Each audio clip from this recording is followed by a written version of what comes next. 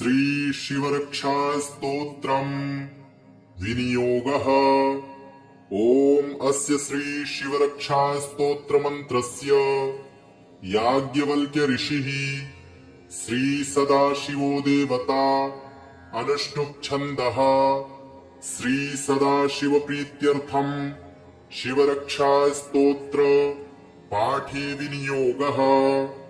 चरितं देवदेवस्य महादेवस्य पावनम् अपारं परमोदारं चतुर्वर्गस्य साधनम् गौरी विनायकोपेतं पंचवक्त्रं त्रिनेत्रकम् शिवं ध्यात्वा दशभुजं शिवरक्षां पठेन्नरः गंगाधरः शिरः पातु भालमर्धेन्दुशेखरः नयने मदनध्वंसी कर्णौ सर्पविभूषणः घ्राणं पातु पुरारातिर्मुखं पातु जगत्पतिः जिह्वां वागीश्वरः पातु कंधरां शितिकंधरः श्रीकंठः पातु मे कंठं स्कंधौ विश्वधुरंधरः भुजौ भूभार संहर्ता करौ पातु पिनाग्ध्रिक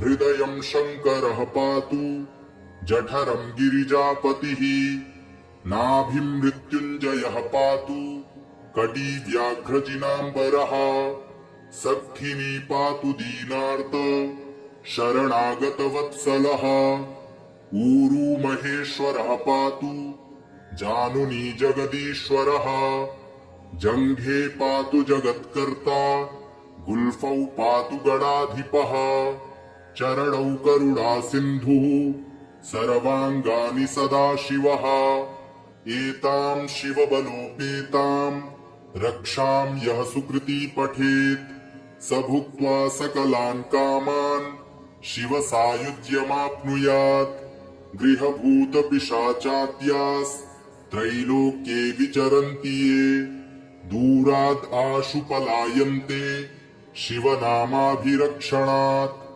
अभयं करनामीदं कवचं पार्वतीपतेः भक्त्या बिभर्ति यः कंठे तस्य वश्यं जगत्त्रयम् इमां नारायणः स्वप्ने शिवरक्षां यथा दिशत प्रातरुत्थाय योगीन्द्रो याज्ञवल्क्यस्तथा लिखत चरितं देवदेवस्य महादेवस्य पावनम् अपारं परमोदारं चतुर्वर्गस्य साधनम् गौरी विनायकोपेतं पंचवक्त्रं त्रिनेत्रकम् शिवं ध्यात्वा दशभुजं शिवरक्षां पठेन्नरः गंगाधरः शिरः पातु भालमर्धेन्दुशेखरः नयने मदनध्वंसी कर्णौ सर्पविभूषणः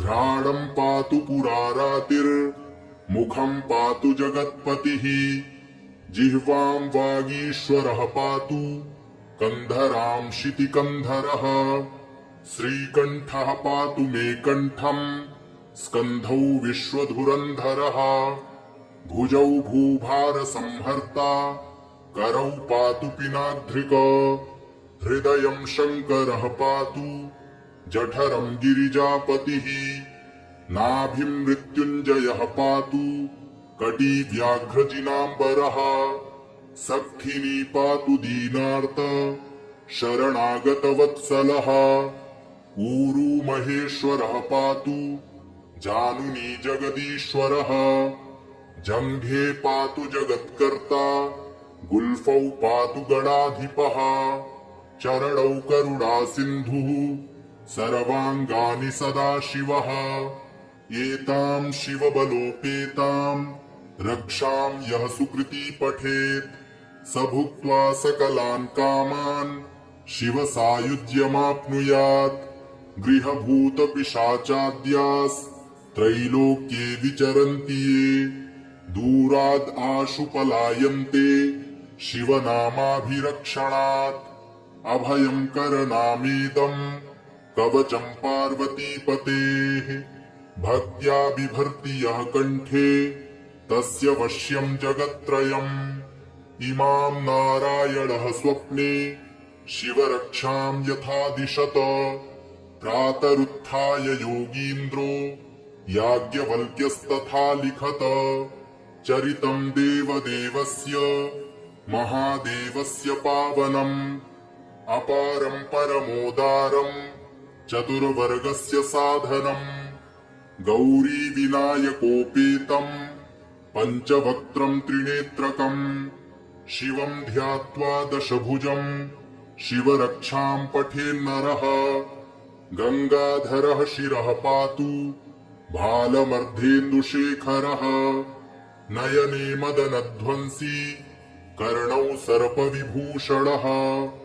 घ्राणं पातु पुरारातिर्मुखं पातु जगत्पतिः। जिह्वां वागीश्वरः पातु कंधरां शितिकंधरः। श्रीकंठः पातु मे कंठं स्कंधौ विश्वधुरंधरः। भुजौ भूभारसंहर्ता करौ पातु पिनाद्रिक। हृदयं शंकरः पातु जठरं गिरिजापतिः।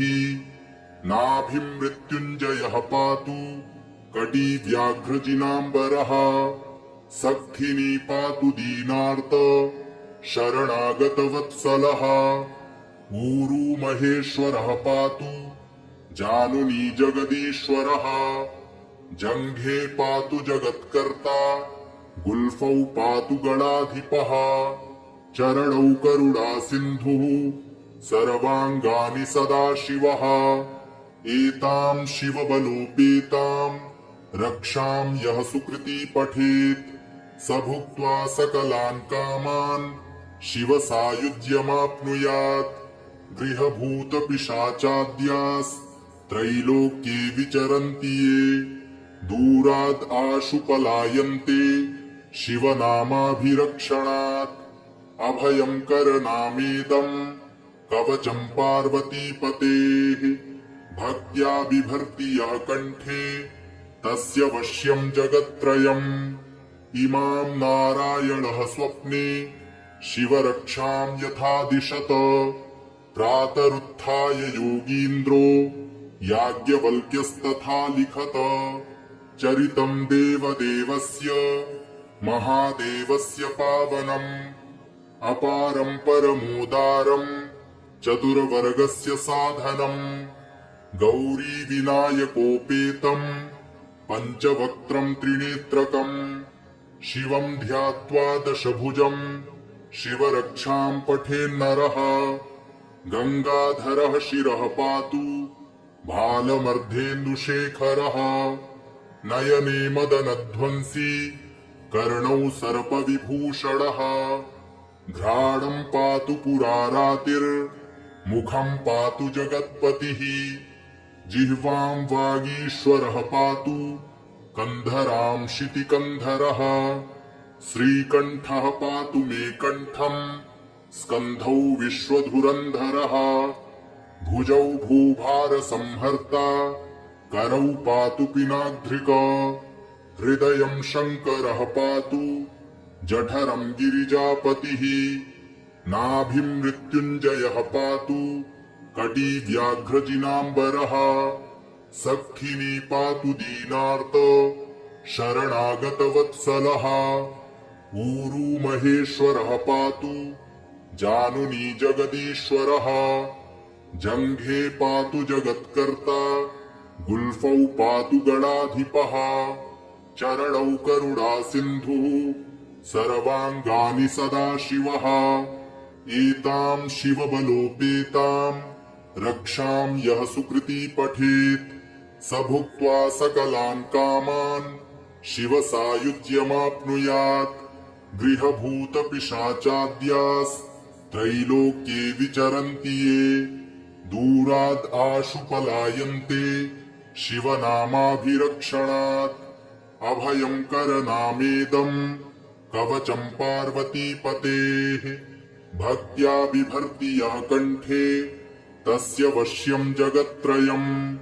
इमां नारायणः स्वप्ने शिवरक्षां यथा दिशत प्रातरुत्थाय योगीन्द्रो याज्ञवल्क्यस्तथा लिखत चरितं देवदेवस्य महादेवस्य पावनम् अपारं परमोदारं चतुर्वर्गस्य साधनम् गौरी विनायकोपेतं पञ्चवक्त्रं त्रिनेत्रकम् शिवं ध्यात्वा दशभुजं शिवरक्षां पठेन्नरः गंगाधरः शिरः पातु भालमर्धेन्दुशेखरः नयने मदनध्वंसी कर्णौ सर्पविभूषणः घ्राणं पातु पुरारातिर्मुखं पातु जगत्पतिः जिह्वां वागीश्वरः पातु कन्धरां शितिकन्धरः श्रीकण्ठः पातु मे कण्ठं स्कन्धौ विश्वधुरन्धरः भुजौ भूभारसंहर्ता करौ पातु पिनाग्ध्रिक हृदयं शङ्करः पातु जठरं गिरिजापतिः नाभिं मृत्युञ्जयः पातु कटी व्याघ्रजिनाम्बरः सक्थिनी पातु दीनार्त शरणागतवत्सलः ऊरू महेश्वरः पातु जानुनी जगदीश्वरः जङ्घे पातु जगत्कर्ता गुल्फौ पातु गणाधिपः चरणौ करुणा सिन्धुः सर्वाङ्गानि सदाशिवः एतां शिवबलोपेतां रक्षां यः सुकृती पठेत् स भुक्त्वा सकलान् कामान् शिवसायुज्यमाप्नुयात्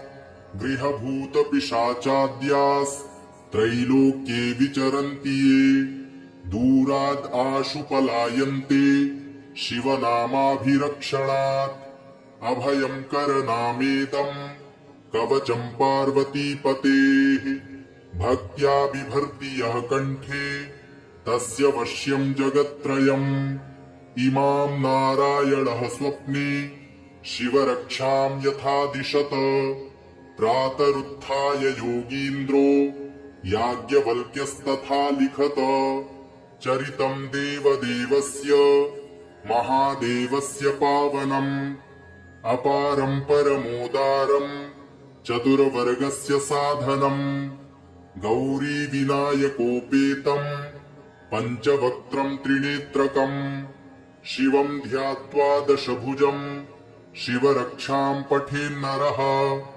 गंगाधरः शिरः पातु भालमर्धेन्दुशेखरः नयने मदनध्वंसी कर्णौ सर्पविभूषणः घ्राणं पातु पुरारातिर्मुखं पातु जगत्पतिः जिह्वां वागीश्वरः पातु कन्धरां शितिकन्धरः श्रीकण्ठः पातु मे कण्ठं स्कन्धौ विश्वधुरन्धरः भुजौ भूभारसंहर्ता करौ पातु पिनाग्ध्रिक हृदयं शङ्करः पातु जठरं गिरिजापतिः नाभिं मृत्युञ्जयः पातु कटी व्याघ्रजिनाम्बरः सक्थिनी पातु दीनार्त शरणागतवत्सलः ऊरू महेश्वरः पातु जानुनी जगदीश्वरः जङ्घे पातु जगत्कर्ता गुल्फौ पातु गणाधिपः चरणौ करुणा सिन्धुः सर्वाङ्गानि सदाशिवः एतां शिवबलोपेतां रक्षां यः सुकृती पठेत् स भुक्त्वा सकलान् कामान् शिवसायुज्यमाप्नुयात् गृहभूतपिशाचाद्यास्त्रैलोक्ये विचरन्ति ये दूराद् आशु पलायन्ते शिवनामाभिरक्षणात् अभयं करनामेदं कवचं पार्वतीपतेः भक्त्या बिभर्ति यः कण्ठे तस्य वश्यं जगत्त्रयम् इमां नारायणः स्वप्ने शिवरक्षां यथा दिशत प्रातरुत्थाय योगीन्द्रो याज्ञवल्क्यस्तथा लिखत चरितं देवदेवस्य महादेवस्य पावनम् अपारं परमोदारं चतुर्वर्गस्य साधनम् गौरी विनायकोपेतं पंचवक्त्रं त्रिनेत्रकम् शिवं ध्यात्वा दशभुजं शिवरक्षां पठेन्नरः गंगाधरः शिरः पातु भालमर्धेन्दुशेखरः नयने मदनध्वंसी कर्णौ सर्पविभूषणः घ्राणं पातु पुरारातिर्मुखं पातु जगत्पतिः जिह्वां वागीश्वरः पातु कंधरां शितिकंधरः श्रीकंठः पातु मे कंठं स्कंधौ विश्वधुरंधरः भुजौ भूभारसंहर्ता करौ पातु पिनाग्ध्रिक हृदयं शंकरः पातु जठरं गिरिजापतिः नाभिं मृत्युञ्जयः पातु कटी व्याघ्रजिनाम्बरः सखिनी पातु दीनार्त शरणागतवत्सलः ऊरू महेश्वरः पातु जानुनी जगदीश्वरः जंघे पातु जगत्कर्ता गुल्फौ पातु गणाधिपः चरणौ करुणा सिन्धुः सर्वांगानि सदाशिवः एतां शिवबलोपेतां रक्षां यः सुकृती पठेत् स भुक्त्वा सकलान् कामान् शिवसायुज्यमाप्नुयात् गृहभूतपिशाचाद्यास्त्रैलोक्ये विचरन्ति ये दूराद् आशु पलायन्ते शिवनामाभिरक्षणात् अभयं करनामेदं कवचं पार्वतीपतेः भक्त्या बिभर्ति यः कंठे तस्य वश्यं जगत्त्रयम् इमां नारायणः स्वप्ने शिवरक्षां यथा दिशत प्रातरुत्थाय योगीन्द्रो याज्ञवल्क्यस्तथा लिखत चरितं देवदेवस्य महादेवस्य पावनम् अपारं परमोदारं चतुर्वर्गस्य साधनम् गौरी विनायकोपेतं पंचवक्त्रं त्रिनेत्रकम् शिवं ध्यात्वा दशभुजं शिवरक्षां पठेन्नरः गंगाधरः शिरः पातु भालमर्धेन्दुशेखरः नयने मदनध्वंसी कर्णौ सर्पविभूषणः घ्राणं पातु पुरारातिर्मुखं पातु जगत्पतिः जिह्वां वागीश्वरः पातु कंधरां शितिकंधरः श्रीकंठः पातु मे कंठं स्कंधौ विश्वधुरंधरः भुजौ भूभारसंहर्ता करौ पातु पिनाग्ध्रिक हृदयं शंकरः पातु जठरं गिरिजापतिः नाभिं मृत्युञ्जयः पातु कटी व्याघ्रजिनाम्बरः सखिनी पातु दीनार्त शरणागतवत्सलः ऊरू महेश्वरः पातु जानुनी जगदीश्वरः जंघे पातु जगत्कर्ता गुल्फौ पातु गणाधिपः चरणौ करुणा सिन्धुः सर्वांगानि सदाशिवः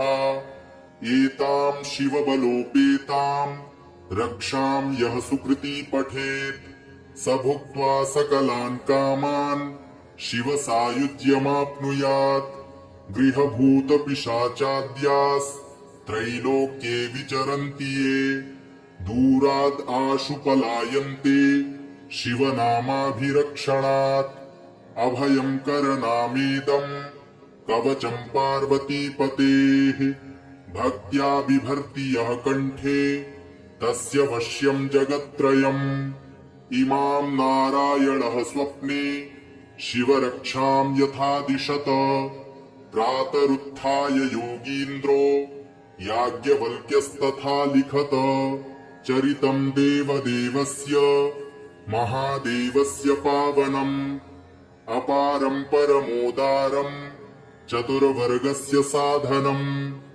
गौरीविनायकोपेतम् पञ्चवक्त्रम् त्रिनेत्रकम् शिवम् ध्यात्वा दशभुजम् शिवरक्षाम् पठेन्नरः गंगाधरः शिरः पातु भालमर्धेन्दुशेखरः नयने मदनध्वंसी कर्णौ सर्पविभूषणः घ्राणम् पातु पुरारातिर्मुखम् पातु जगत्पतिः जिह्वाम् वागीश्वरः पातु कन्धराम् शितिकन्धरः श्रीकण्ठः पातु मे कण्ठम् स्कन्धौ विश्वधुरन्धरः भुजौ भूभारसंहर्ता करौ पातु पिनाग्ध्रिका हृदयम् शङ्करः पातु जठरम् गिरिजापतिः नाभिम् मृत्युञ्जयः पातु कटी व्याघ्रजिनाम्बरः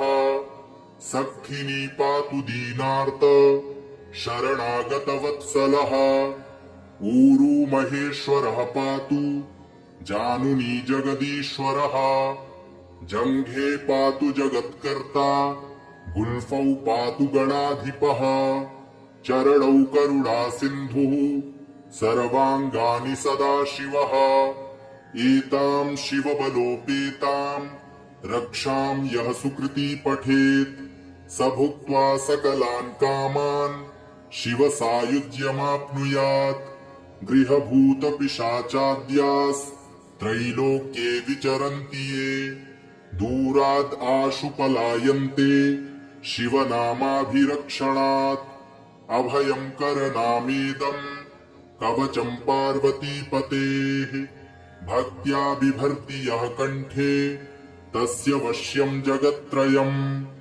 इमाम् नारायणः स्वप्ने शिवरक्षाम् यथा दिशत प्रातरुत्थाय योगीन्द्रो याज्ञवल्क्यस्तथा लिखत चरितम् देवदेवस्य महादेवस्य पावनम् अपारम् परमोदारम् चतुर्वर्गस्य साधनम् गौरीविनायकोपेतम् पञ्चवक्त्रम् त्रिनेत्रकम् शिवम् ध्यात्वा दशभुजम् शिवरक्षाम् पठेन्नरः गंगाधरः शिरः पातु भालमर्धेन्दुशेखरः नयने मदनध्वंसी कर्णौ सर्पविभूषणः घ्राणम् पातु पुरारातिर्मुखम् पातु जगत्पतिः जिह्वाम् वागीश्वरः पातु कन्धराम् शितिकन्धरः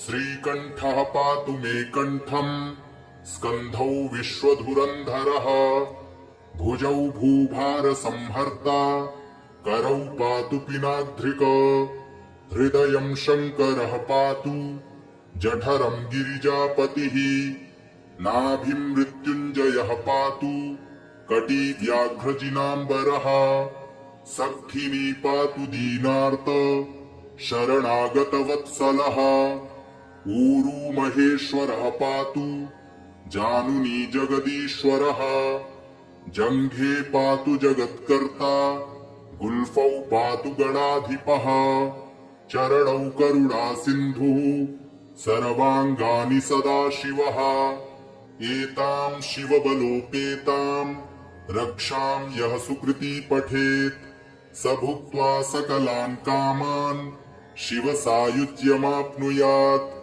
गृहभूतपिशाचाद्यास्त्रैलोक्ये विचरन्ति ये दूराद् आशु पलायन्ते शिवनामाभिरक्षणात् अभयम् करनामेदम् कवचम् पार्वतीपतेः भक्त्या बिभर्ति यः कण्ठे तस्य वश्यम् जगत्त्रयम् इमाम् नारायणः स्वप्ने शिवरक्षाम् यथा दिशत प्रातरुत्थाय योगीन्द्रो याज्ञवल्क्यस्तथा लिखत चरितम् देवदेवस्य महादेवस्य पावनम् अपारम् परमोदारम् चतुर्वर्गस्य साधनम् गौरीविनायकोपेतम्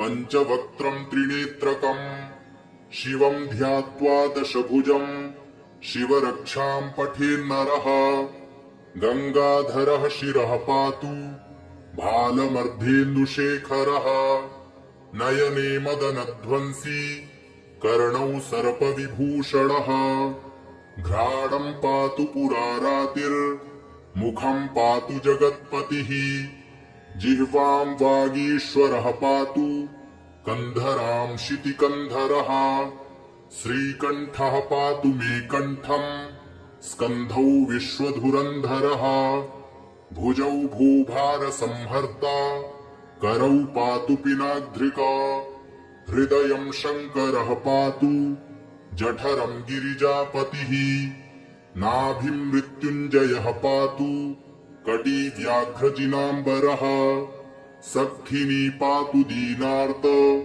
शरणागतवत्सलः ऊरू महेश्वरः पातु जानुनी जगदीश्वरः जंघे पातु जगत्कर्ता गुल्फौ पातु गणाधिपः चरणौ करुणा सिन्धुः सर्वांगानि सदाशिवः एतां शिवबलोपेतां रक्षां यः सुकृती पठेत् स भुक्त्वा सकलान् कामान् शिवसायुज्यमाप्नुयात् गृहभूतपिशाचाद्यास्त्रैलोक्ये विचरन्ति ये दूराद् आशु पलायन्ते शिवनामाभिरक्षणात् अभयं करनामेदं कवचं पार्वतीपतेः भक्त्या बिभर्ति यः कण्ठे तस्य वश्यं जगत्त्रयम् इमां नारायणः स्वप्ने